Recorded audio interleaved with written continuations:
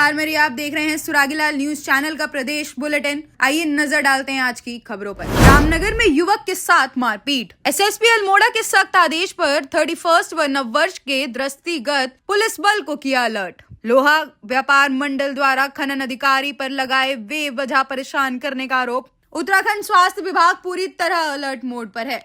गोलीकांड में एक शातिर अभियुक्त गिरफ्तार। महापौर विकास शर्मा प्रशासनिक अमले के साथ सड़कों पर उतरे। रामनगर में अनुसूचित जाति के अभ्यर्थियों के लिए निशुल्क सिविल सेवा कोचिंग का हुआ शुभारंभ। रामनगर में महिला एकता मंच ने अंकिता भंडारी हत्याकांड को लेकर सरकार के खिलाफ किया प्रदर्शन। 31 को हुड़दंग मचाया तो जाओगे सलाखों के पीछे। अब खबरें विस्तार से। आपको बता दें कि सोमवार को कोतवाली पुलिस में कुछ दिन पूर्व कुछ विशेष समुदाय के युवकों द्वारा एक युवक के साथ मारपीट करने के साथ ही उसे तमंचा दिखाकर जान से मारने की धमकी देने व अपहरण पर पीड़ित के साथ लूट करने के आरोप में पुलिस ने 3 आरोपियों को गिरफ्तार कर उन्हें कोर्ट में पेश करने की कार्यवाही की है। उन्होंने बताया कि इस मामले में उक्त तीनों आरोपियों को गिरफ्तार करते हुए उनके कब्जे से घटना में प्रयुक्त एक बुलेट बाइक, एक तमंचा, 315 बोर तथा पीड़ित का पर्स व आधार कार्ड बरामद कर लिया गया है। देखिए 26 दिसंबर की बात है जिसमें एक वीडियो वायरल हुई थी। वीडियो वायरल में एक लड़का है जिसको कुछ जो अभियुक्त हैं वो उसकी पिटाई कर रहे हैं। और उसके बाद जब ये इस वीडियो के बारे में पता किया गया तो इसमें एक लड़का है शुभम कश्यप नाम का, जिसके द्वारा एक तहरीर भी दी गई जिसमें उसने बताया गया कि कुछ लड़के उसको बुलेट बहला फुसलाकर अपनी बुलेट मोटरसाइकिल में एक सुनसान जगह पर लाए। वहाँ पे उसके साथ मारपीट भी की गई और उसके जो कान के नीचे वहाँ पे जो है कट्टा वो भी रखा गया और साथ ही उसके कुछ पैसे भी और आधार कार्ड और पर्स लूट लिया गया। इसी घटनाक्रम के आगे अब पुलिस के द्वारा त्वरित कार्रवाई करते हुए तीनों को अरेस्ट कर लिया गया है, जिसमें एक जो ईशान उर्फ पौआ वो एक नाबालिग है और उसके साथ जो भी लीगल कार्रवाई है वो की जा रही है। बाकी दो की गिरफ्तारी की जा चुकी है। एक का नाम इसमें समीर खान है और दूसरे का नाम रिहान अलवी है। इन जो समीर है उसके पास से 315 बोर का जो वेपन है वो बरामद हो चुका है और आर्म्स एक्ट में भी कार्रवाई की जा रही है। और साथ ही साथ अन्य 2 जो अभियुक्त हैं उनके ऊपर अपहरण के साथ ही साथ जो आधार कार्ड लूटा गया, आधार कार्ड, पर्स और जो नकदी है उसकी बरामदगी भी की जा चुकी है। और इसके अलावा जो पुलिस टीम है जिनके द्वारा ये कार्रवाई की गई उसमें सोमेंद्र भी सिंह है, हेड कांस्टेबल तालिब हुसैन, कांस्टेबल महबूब आलम, विपिन शर्मा और जसवीर सिंह है। एसएसपी अल्मोड़ा के सख्त आदेश पर 31 व नववर्ष के दृष्टिगत पुलिस बल को किया अलर्ट। सघन चेकिंग अभियान लगातार जारी। Rash driving, drink and drive वाहन चालकों पर है सतर्क दृष्टि। यातायात नियमों का उल्लंघन करने वाले 159 वाहन चालकों पर MB एक्ट के तहत चालानी कार्यवाही। संदिग्धों पर है अल्मोड़ा पुलिस की पैनी नजर। आज लोहा व्यापार मंडल खटिमा द्वारा उप जिला अधिकारी तुषार सैनी को ज्ञापन दिया, जिसमें उनका कहना था कि खनन अधिकारी के द्वारा उनको बेवजह परेशान किया जा रहा है। व्यापारियों के द्वारा अपने स्टॉक से थोड़ी मात्रा में रेता बजरी ग्राहकों को मुहैया कराई जाती है। वहीं खनन अधिकारी जगह जगह रोककर उन्हें परेशान कर रहे हैं। इस पर उप जिला अधिकारी का कहना है कि उनके द्वारा खनन अधिकारी से बात की जाएगी और बीच का विकल्प निकाला जाएगा। हर जिसके भी मकान बने गलियों में हमें ये आ रही थी, जो माल हमारा रॉयल्टी से आ रहा था उसको हमें दुकानों से ट्रांसपोर्टेशन करने में ट्रैक्टर ट्रॉलियों में दिक्कत कर रहे हैं। माइनिंग वाले जहाँ तहाँ ट्रॉलियाँ पकड़ के परेशानी कर रहे हैं। माल तो हमारा रॉयल्टी पे ही आ रहा है, वो स्टॉक से हमारे जो फड़ से ले जाना चाह रहे हैं ट्रॉली से या ठेली से, तो उसमें दिक्कत कर रहे हैं, पकड़ रहे हैं। हमने ये आश्वासन दिया कि ये 2-4 दिन में हम अपने स्तर से बात करके आगे बात करके बताते हैं आपको। आपका शुभ नाम? त्रिलोक चंद्र सकलानी। देखिए, लोहा व्यापार मंडल आज उन्होंने मुलाकात करी है और उनका ये कहना है कि जो उनके द्वारा रॉयल्टी पे जो है वो खनन मटेरियल खरीदा जाता है उसको वो आगे रिटेल में सेल कर रहे हैं, तो उन्होंने कुछ परेशानी हो रही है। जब विज्ञापन रिसीव कर लिया है, इसमें जो है विभाग का पक्ष भी एक बार लेना आवश्यक है, उसके बाद ही इसमें कोई सोल्यूशन एक जो दोनों पक्षों को जिसमें दोनों सहमत हों और एक प्रॉपर सोल्यूशन निकल सके। दोनों पक्षों को सुनने के बाद इसमें कोई सोल्यूशन निकल पाए। बढ़ती जनसंख्या को देखते हुए भविष्य में उत्पन्न होने वाले संकट को लेकर उत्तराखंड स्वास्थ्य विभाग पूरी तरह अलर्ट मोड पर है। जनसंख्या नियंत्रण के उद्देश्य से उधम सिंह नगर जिले में एक महत्वपूर्ण कार्यशाला का आयोजन किया गया। कार्यशाला की अध्यक्षता जिले के मुख्य चिकित्सा अधिकारी डॉक्टर के अग्रवाल ने की। इस कार्यक्रम में जिले की सभी आशा कार्यकर्ताओं ने प्रतिभाग किया। कार्यशाला में सरकार द्वारा जनसंख्या नियंत्रण के लिए चलाए जा रहे विभिन्न उपायों और योजनाओं की जानकारी दी गयी।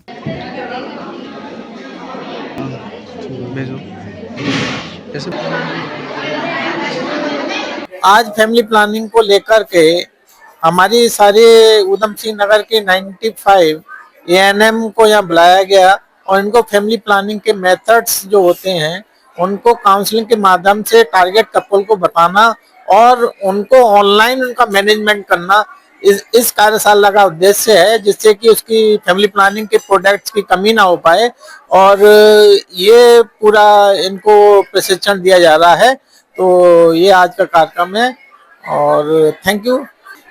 इसमें देश में काफी जनसंख्या बढ़ी हुई है, 140 करोड़ की जनसंख्या है।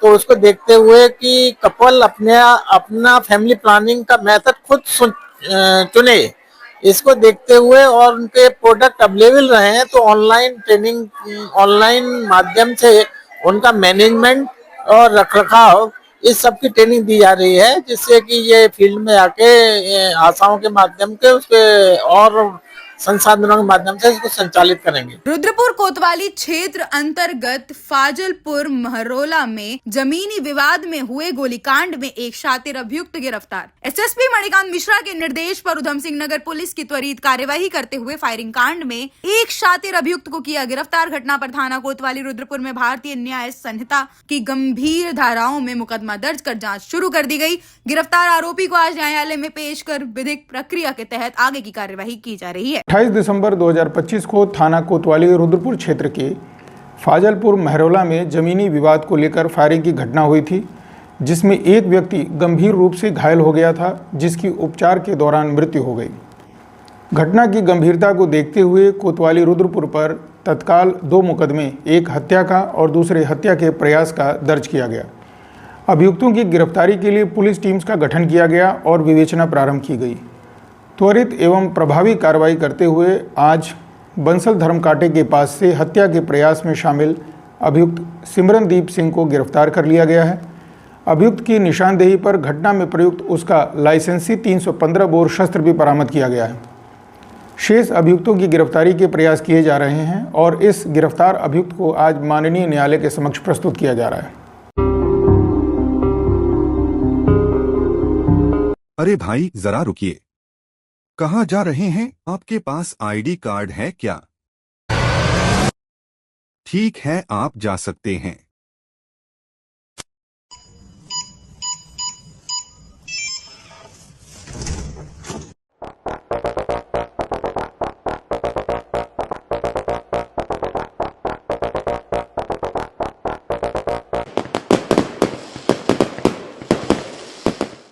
यूनिको पेश करता है प्रीमियम पाइप्स और फिटिंग्स।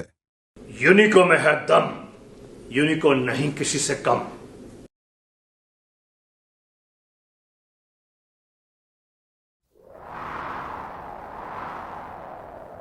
गर्मी की मार हो या हो तेज बारिश की बौछार, यूनिको 6 लेयर डबल पफ टैंक रहे हमेशा आपके साथ। नहीं किसी से कम, यूनिको में है दम। चाहे तो एक साथ होनी चाहिए, सब लोग एक साथ बैठना ही नहीं चाहते। पापा ट्राई दिस। लो सब लपक लिए।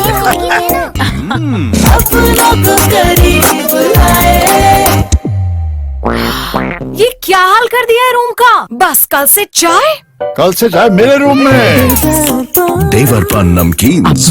रुद्रपुर को जाम की समस्या से निजात दिलाने के लिए महापौर विकास शर्मा प्रशासनिक अमले के साथ सड़कों पर उतरे। ईडीएम पंकज उपाध्याय, नगर आयुक्त शिप्रा जोशी पांडे, सीओ प्रशांत कुमार सहित पुलिस, यातायात पुलिस और लोक निर्माण विभाग के अधिकारियों ने संयुक्त निरीक्षण किया। महापौर ने कहा, जाम से परेशान शहरवासियों को राहत देना उनकी प्राथमिकता है।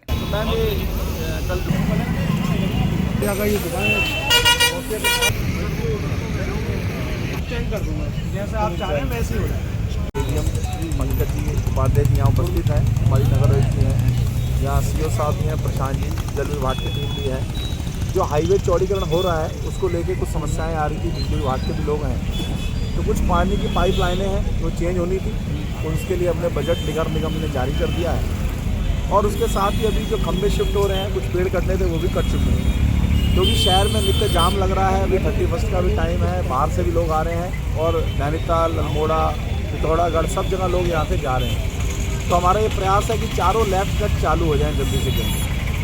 तो आपने देखा होगा रोडवेज के पास भी अपने लेफ्ट कट जो है उसे कल हमने थैली वैली वहाँ से हटवाई है और वहाँ से व्यक्तिगत हटाने का काम किया है। अभी ये जो लेफ्ट है हमारा मेन लेफ्ट है, जिसको भी हमने अभी जितने दुकानदार इनको बोला है कि अपना शेड वगैरह पीछे करें, यहाँ जगह बनाएं, क्योंकि ये मेन रोड जो है इसके ऊपर भी कहीं ना कहीं लोग ठेली लगा रहे हैं, कब्जा कर रहे हैं, जिससे ये लेफ्ट चलता ही नहीं है। अगर ये लेफ्ट चलने लग जाएगा तो कहीं ना कहीं जो वहाँ चौराहे का जाम है वो ख़त्म होगा। और उधर का जो लेफ्ट है वहाँ पे भी हमने अभी निरीक्षण करके उसको भी हमने, जब तक रोड नहीं डल रही है, क्योंकि मौसम जब तक सही नहीं होगा तो ब्लैक टॉप डल नहीं सकता है, तो ठेकेदार भी हमारे साथ हैं और हमने कहा है कि उस रोड को भी चालू कर दिया जाए। तो रोड चलने लग जाएगी, लोगों का आना जाना सुचारू हो जाएगा, तो कम से कम समस्या समाप्त होंगी। और इसके साथ ही अभी बैठक में हमने बहुत सारी चीज़ें तय की हैं, जिसमें भूरा रानी के अंदर एक वाटर टैंक है, उसका प्रॉपर संचालन दोबारा करने के लिए ये भी निर्णय लिया है। और मुख्य बाज़ार के अंदर अब पार्किंग लगाने का भी हमने निर्णय लिया है। अभी सब लोग अधिकारी लोग सब बैठे थे, अब मुख्य बाज़ार के अंदर 1 तारीख से हम पार्किंग लगाएंगे।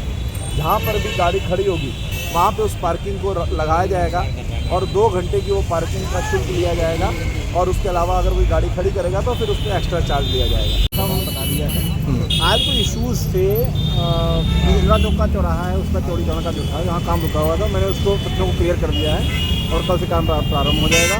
बिजली की पोल जो हटाए जाने से पेड़ कटिंग हो चुकी है, बिजली के नए पोल लग चुके हैं। तार बताया गया है मुझे, विभाग ने स्पष्ट किया है कि 7 दिन के अंदर वो तार फिट कर देंगे, तो पुराने पोल उखड़ जाएंगे, तो वहाँ जो चौड़ीकरण का काम बाधित हो रहा 7 दिन बाद वो काम पूरा हो जाएगा। 15 दिन के अंदर जो पानी की लीकेज आप देख रहे हैं वो जगह जगह, उसके लिए पैसा नगर निगम ने जल संस्थान को दे दिया है। 15 जनवरी तक उन्होंने पानी लाइन ठीक करने का आश्वासन दिया है। 15 दिन बाद वो ठीक होते ही जो नगर निगम की साइड का चौड़ीकरण का काम वो भी शुरू हो जाएगा।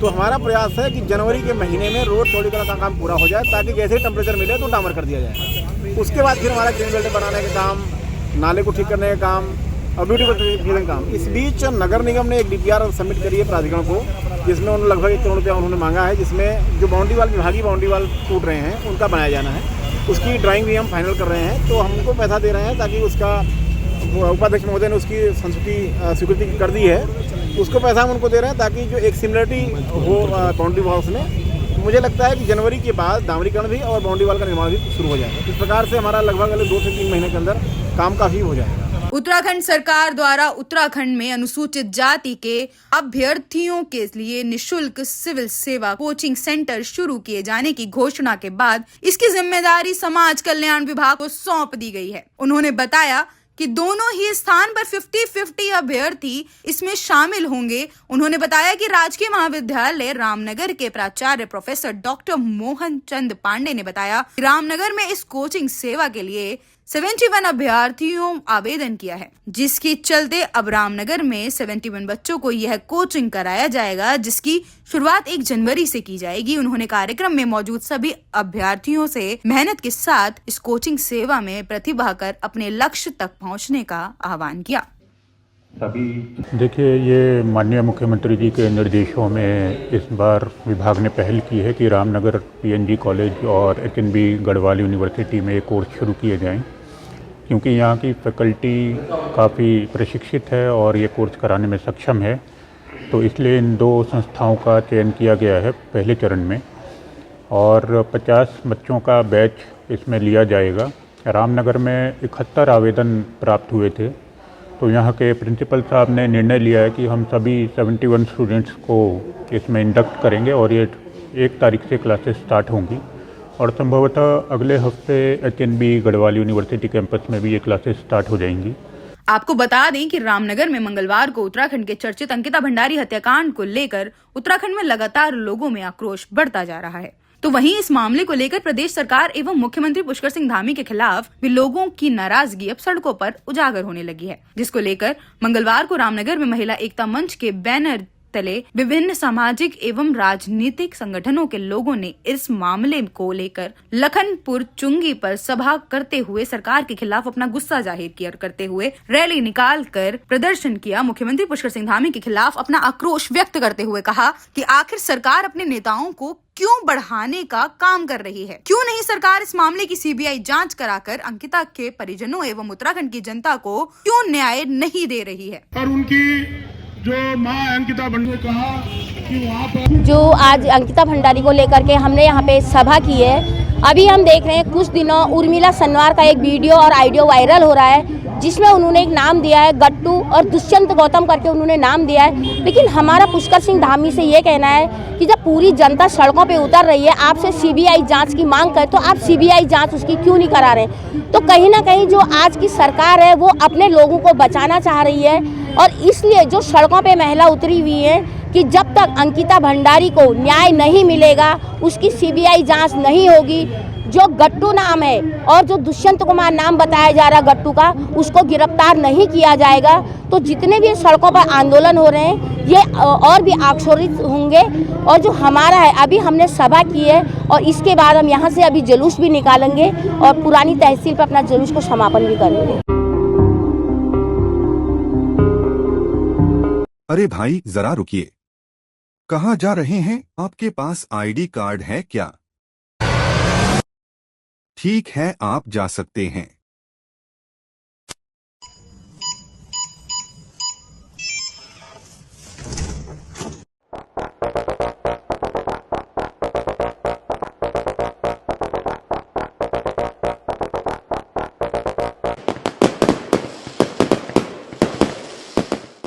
यूनिको पेश करता है प्रीमियम पाइप्स और फिटिंग्स। यूनिको में है दम, यूनिको नहीं किसी से कम।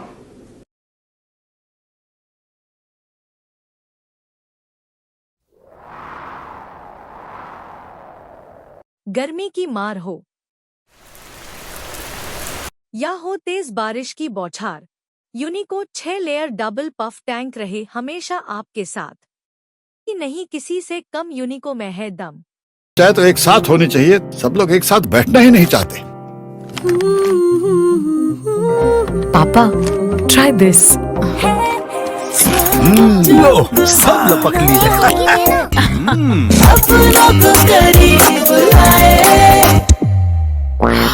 ये क्या हाल कर दिया है रूम का? बस कल से चाय मेरे रूम में। देवर पान नमकीन।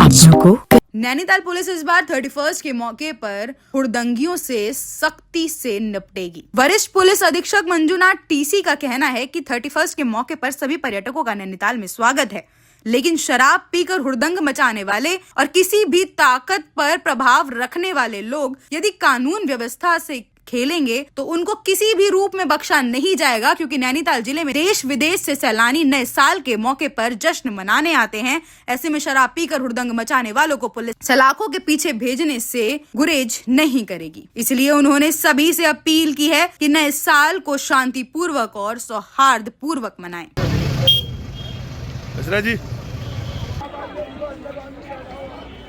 ड्रंकन ड्राइविंग, हुड़दंगी और रोड रेज पर नहीं करें, क्योंकि मैं तत्काल में आपका मतलब जो न्यू ईयर सेलिब्रेशंस जो है ऐसा ना हो कि हवालात में करना पड़े और आपके ऊपर एफआईआर करके पुलिस की कार्रवाई ना हो। मैं ओपनली बोल रहा हूँ, ड्रंकन ड्राइविंग, हुड़दंगी करना, खुलेआम जो है शराब या फिर नशे की नशीला वस्तुओं का सेवन करते हुए या डिस्प्ले करते हुए करना, इस प्रकार की हुड़दंगी मचाना या वेपन का डिस्प्ले करना, ये करेंगे तो 100% मुकदमा लिख के आपके घर तक आएगी पुलिस और न्यू ईयर के दिन जो है आपको हवालात में ना करना पड़े। ये चीज़ें मुझे क्लियरली बोलना है, क्योंकि आपके अलावा भी सभी लोग आते हैं यहाँ पर, जो है बूढ़े भी आते हैं, बुजुर्ग भी आते हैं, मिडिल क्लास फैमिलीज आते हैं जिनके छोटे छोटे बच्चे हैं, केवल आप लोग नहीं आ रहे हो। तो पैसे का या किसी सत्ता का हनक पे आप लोग जो है इस प्रकार की हरकत करते हैं तो हमारा नैनीताल जनपद को थोड़ा सा और उत्तराखंड राज्य को जो है प्रतिकूल प्रभाव पड़ता है। इसको हम हर किस टॉलरेट नहीं करेंगे। दूसरा, मैं अपील ये भी करना चाहता हूँ, ट्रैफिक रूल्स को फॉलो करिए। हाँ, देरी ज़रूर है, ये इसलिए देरी है क्योंकि हर व्यक्ति नैनीताल और कैंचीधाम आना चाहते हैं, तो लेकिन यातायात नियमों का पालन करिए। डबल लाइन ट्रिपल लाइन लगा के तो हम किस तरीके मतलब संस्कृति हमारा बढ़ रही है, ये कभी कभी सोच का विचार है। 3-3 लाइन लगा के आप जाओगे तो फिर आने वाला कैसे आएगा। तो सिंगल लाइन में चलिए, पहाड़ों में अपनी तरफ चलिए, ताकि आप भी बचे रहे सेफ्टी के हिसाब से और यातायात भी अच्छे रहे। Thank you. प्रदेश से जुड़ी सभी खास खबरों को देखने के लिए बने रहिए सुरागीलाल न्यूज के साथ।